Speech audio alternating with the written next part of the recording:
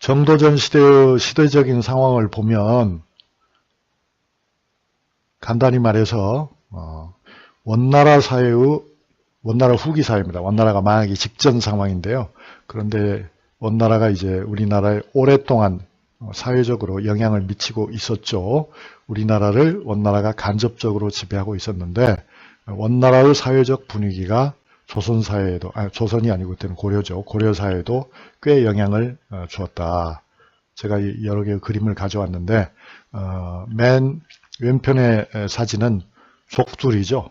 결혼식 할 때 여성들이 사용하는 족두리. 이 족두리가 사실은 원나라에서 들어온 겁니다. 그 고려 후기에 들어온 거죠, 당연히. 그 다음에 가운데에 있는 것은 공민왕의 사진인데요. 공민왕이 바로 원나라의 영향 속에서 고려를 개혁하려고 했지만 사실은 반원주의자였죠.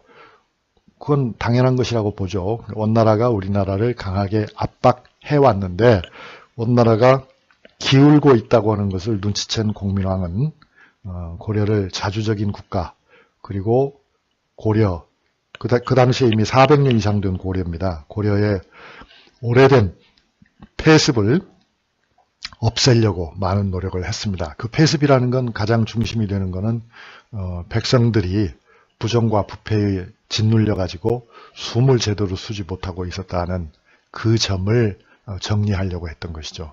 많은 귀족들이 인적 물적 자원을 마음껏 독점하고 있는 사회 현실을 공민왕은 고치려고 했던 겁니다. 그러나 결국은 역풍을 맞아 가지고 일찍 죽게 되죠.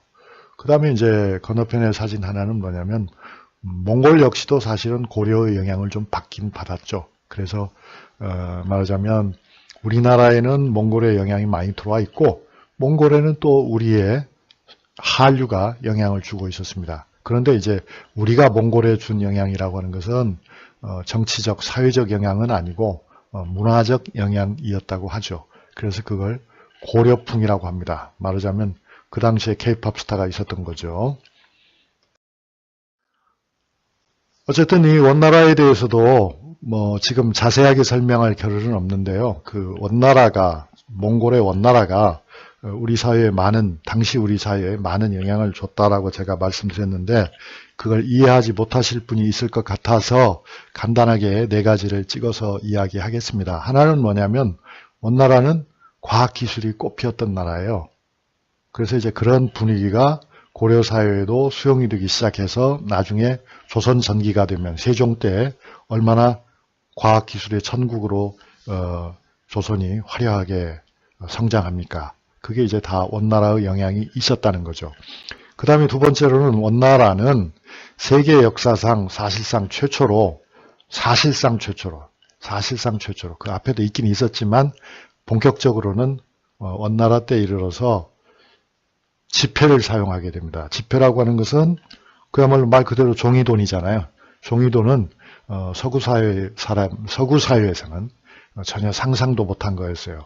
그런데 중국에서 신용경제가 발달하면서 국가가 보증하는 종이돈이 위력을 갖게 되는 거죠. 그러니까 그런 문화 속에서 우리는 배우게 됩니다. 그래서 이제 조선 전기가 되면은 저화라고 하는 우리 나름의 지폐를 만들어서 사용하려는 움직임도 일어나잖아요. 이렇듯이 이제 몽골의 원나라는 한국 사회에 영향을 주고 있었다 하는 거고요. 그 다음 또 브레인 드레인 현상이 그 당시에 나타나는데 그건 뭐냐면 몽골족은 사실 넓은 중국 천지를 다 지배했지만 그 숫자가 수십만 명밖에 안 돼요. 그런데 그 수십만 명 중에도 남성 중에서도 젊은 사람을 추려내면 그게 얼마나 되겠습니까? 그러니까 통치의 어려움을 겪었죠. 그 문제를 해결하기 위해서 몽골인들은 유능한 이슬람 사람들을 다 끌어들입니다. 그것이 결국 이슬람 사람들이 결국 중국에 와서 재정 전문가 또 기술 관료 여러 방면에서 일을 하게 되거든요. 그런 걸 보면서 고려 사회 내부에는 이게 이제 제가 봤을 때는 중요한 점이죠. 그런 것을 보면서 아하, 능력이 있는 사람들은 어떻게든 국가 발전에 동원해야 되겠구나. 그것이 나라를 위해서 도움이 되는구나 하는 그런 깨침이 일어났다고 생각합니다. 그것이 결과적으로는 정도전처럼 신분적으로 약간 결함이 있는 사람들도 능력이 출중하면 발탁하는 어떤 사회적인 분위기로 연결되지 않았나. 또 고려 후기에는 여러분이 아시다시피 몽골 사람들이 워낙 사냥을 좋아해서 우리나라의 그 해동청이라고 하죠. 사냥용 매 아닙니까? 매, 수리. 이런 것들을 몽골 사람들이 많이 애호하게 되는데, 그래서 그런 매를 잘 키우고 매를 잘 관리하는 사람들도 고려 사회에서 높은 벼슬을 하게 되잖아요. 과거의 고려에서는 상상할 수 없는 일이죠. 또 고려 사회에서는 몽골말을 잘 할 수 있는 사람, 즉 통역가죠. 통역을 하는 전문가들도 통역 이외의 다른 높은 관직까지 올라가거든요. 이런 것들은 다 몽골 사회의 영향이라고 저는 그렇게 생각합니다. 그래서 원나라라고 하는 나라는 물론 약점, 우리에게 준 피해도 있습니다만 세계화 이전의 세계화를 이룬, 말하자면 미국 이전의 미국과 같은 나라였다. 그러한 사회가 우리 사회를 한편으로 억압했지만 다른 한편으로는 우리 사회에 많은 자극을 주고 있었기 때문에 정도전과 같은 인물이 나온 것이다. 그렇게 보고 싶습니다. 생목이는 이런 거죠. 그래서 고려 말의 사회적인 분위기는 한편으로는 여러 가지 모순이 쌓여서 침체되어 있기도 했지만 다른 한편으로는 그 안에서 기회를 잡고자 하는 사람들이 적잖이 있었던 겁니다. 예를 들면 정도전 같은, 그러니까 제가 오랫동안 역사를 연구하고 가르치면서 또 책도 많이 쓰고 이렇게 하면서 생각을 해보니까 이 네 가지 점이 중요한 것 같았어요. 그러니까 첫째로는 대개 나라라고 하는 것은 중국의 예를 보면 알 수 있지만 120년 정도 가면은 여러 가지 모순이 쌓여가지고 망해버립니다. 그런데 고려는 근 500년이 됐기 때문에 참으로 많은 문제가 누적되어 있었던 거죠. 그래서 그런 누적된 문제를 혁신하고자 하는 의지가 고려 사회에 왜 없었겠는가 나타나고 있었다 하는 점이죠. 그 다음에 이제 외부적인 여건이 그런 개혁을 하기에 좋았어요. 그건 뭐냐면 중국에서 원나라와 명나라가 지금 교체기에 들어가서 서로 중국 사회가 극히 혼란스러운 지경에 빠졌기 때문에 한국 사회에서 일어나고 있는 여러 가지 변화의 흐름을 외부 세력이 영향을 줄 수 있다, 없다, 간섭할 수 있다, 없다, 간섭을 못하겠죠. 그것이 이제 우리 나름대로 결정할 수 있는 좋은 찬스가 된 겁니다. 그걸 느끼고 있는 사람들이 있었다. 그게 바로 이제 이성계나 정도전 같은 사람들이죠. 그 다음에 세 번째로는 마침 그 고려 사회는, 고려 후기 사회는 몽골과의 접촉을 통해서 새로운 학문, 당시로서는 새로운 학문이에요. 당시로서는 새로운 학문인 성리학을 수용하고 있었다. 그 성리학을 수용하면서 성리학자 가운데 일부가, 그게 정도전 같은 사람들이죠. 그런 사람들이 구지배층과 갈등하면서 이 이념에 바탕한 새로운 국가를 만들 수 있느냐 하는 고민을 하기 시작했다.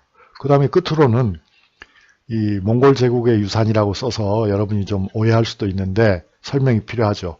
몽골 제국이 고려를 강하게 압박하는 가운데서 새롭게 고려 왕조에 진출해서 성공하는 사람들이 나왔어요. 그게 이제 이성계라든가 또는 여러 그 고려 왕조를 타도하고 조선 왕조를 창건할 때 적극 협조한 사대부리들이죠. 이런 사람들이 만들어지면서 고려 사회는 하나의 혁신이라고 하는 새로운 화두에 매달리는 사람들이 상당수 생겼다. 그것이 저는 이제 500년 만에 찾아온 기회라고 생각합니다. 그래서 이 정도전에 관해서 이야기를 하다 보면 우리는 이세계의 항맥이라고 하는 것을 생각할 수 있습니다. 그러니까 정도전도 배웠잖아요. 누구에게? 이세계에게.